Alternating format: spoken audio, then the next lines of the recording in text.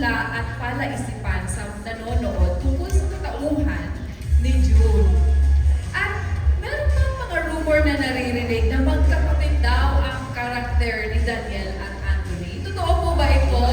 Can you give us a little bit of the truth?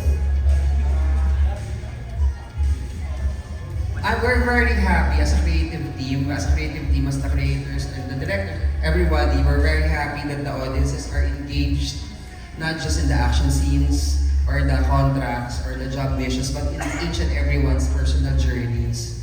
And as we've seen, yung paghahanap ni Andres sa kapatid niya, isa yung sa pinaka-importanting art talaga ng palabas. So we are very happy that the audiences are engaged in his quest for his brother. So, I wouldn't want to spoil anything about his... Hindi talaga siya sasabi. Pero as in, we've seen in the trailer that that there is a major step in Andres' journey, search for his brother that he will find that he will encounter in Japan. So, let's just wait what happens during that moment and the true identity of June. Thank you, Sir Jay. Kailangan tayo manood, guys. Abangan natin kasi ayaw magsalita ng ating creative manager. Okay, Daniel, my question is,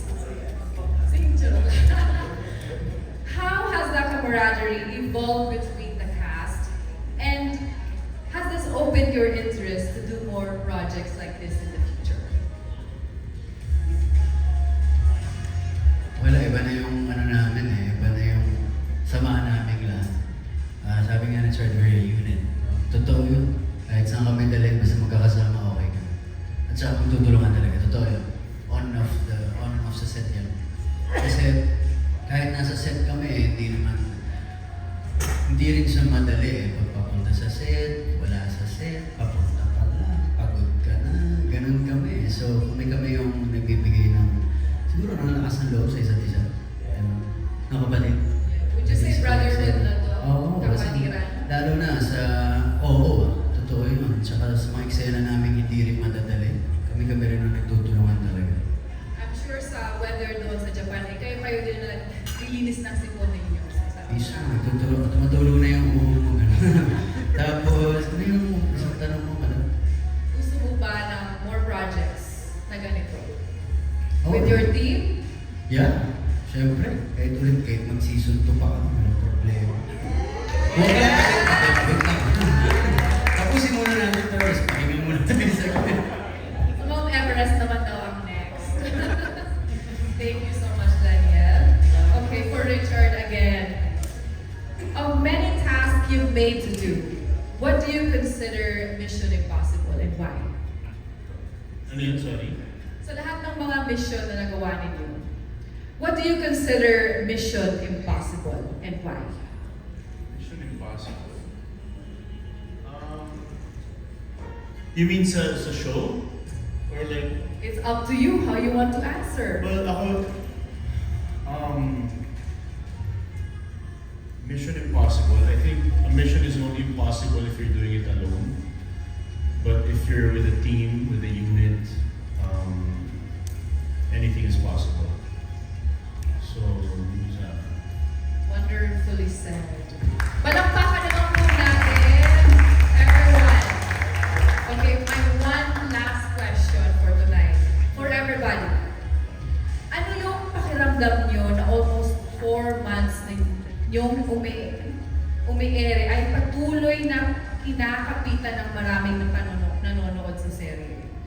Hindi siya nawawala sa most watched top 10 ng Netflix and I Want TFC. Ano yung masasabi nyo? Isa-isa please. Anthony?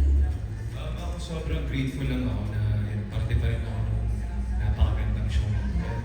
Ngayon nga, medyo matagal na kayo na nag-shoot, tapos parang nararamdaman mo na medyo patapos na kayo. Medyo iba na yung pakiramdam Nandun na yung medyo parang malulungkot ka na. Parang kailangan ko sila makita palagi. Yung pakiramdam na parang feeling ko, every time na magsusot ako ng uniform, yung contractualista, feeling ko super ko kami. Ganun pakiramdam Tapos parang feeling ko, medyo matagal-tagal kong hindi mararamdaman ulit yun. So medyo, syempre, pero at the same time, happy ako kasi syempre, love na love ng mga tao yung characters namin individually. And yun nga, na-enjoy nila yung mga ginagawa namin. And yun nga, sabi ni Daniel, sana magkaroon pa ng season 2.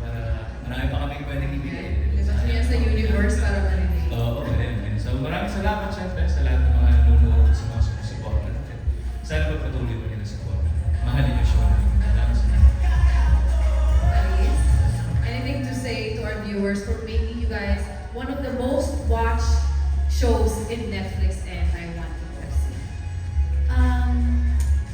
Yeah, ano na kami, mid-season na kami. So, the fact na ang dami pa rin sumusuporta, sumusubaybay sa show namin, we're all very, very grateful. And ako, marami na din akong nagawa sa career ko, but this one talaga is one of the most challenging ones. Kasi physically demanding siya, emotionally demanding siya, and dagdag mo pa yung extreme weather conditions na minsan imposible na. But with the support ng kapamilya, sobrang grateful kami. And natutuwa kami, na-inspire kami kasi sinusuportahan kami lahat, and halos lahat merong, alam mo yun, kapag nanonood yung mga tao, si Max ako, si Gab ako, si Andres ako, ganyan, nakaka-relate sila sa mga struggles namin. And yun naman talaga yung importante, yung core ng isang story, which is the heart, it's what keeps you watching. Kasi yun yung passion ng character, yun yung passion ng story, and sinusundan nila yung puso ng story. And we're very, very grateful. Grateful din ako sa lahat ng mga tao sa likod ng camera, kasi ng camera, kasi grabe din kung nahihirapan kami sa kanila 10 times. So, sobrang mahal namin sila, sobrang mahal namin itong team na yun dito. Kaya, yeah. Thank you for all the support. Palakpakan po natin ang ating viewers. Again, anything to say to our viewers for making you guys the most watched show in Netflix and in I Want to FC? Siyempre, magpapasalamat po kami sa lahat ng tumukilig ng Incognito simula nung nag-umpisa po kami hanggang ngayon. Maraming salamat at sana abanganin niyo itong napanood natin lahat na trailer. Talagang lugod pa ako sa ito. Itong binigay mo namin dito at sigurado po kami na magugustuhan niyo ang mga eksena namin sa ito, lalo na po sa Japan. At yun, maraming salamat po sa pagmamahal. Richard? Yes, gusto ko pasalamat syempre sa audience natin. Thank you for all the love and support sa Incognito. We're very grateful na na-enjoy niyo yung palabas namin.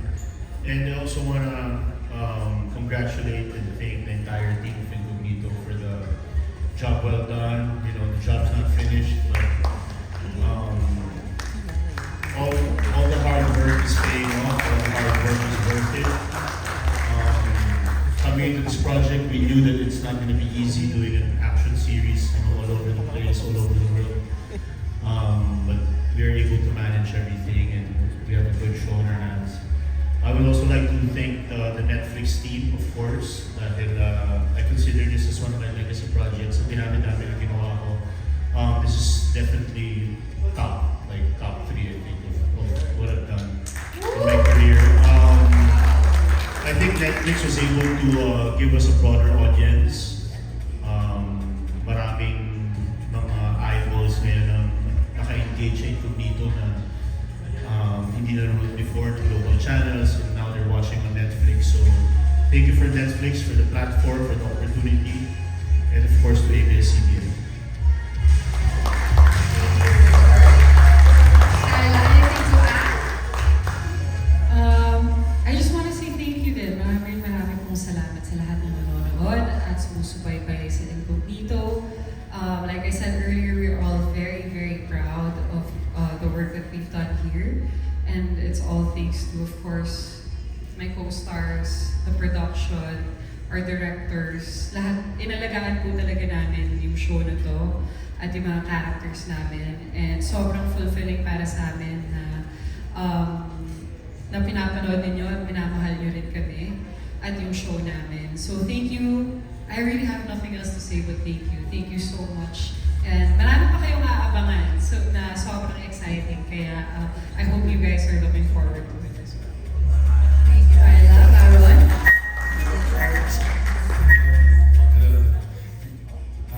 Likewise, very grateful. Yeah, likewise, very grateful talaga to be part of this show.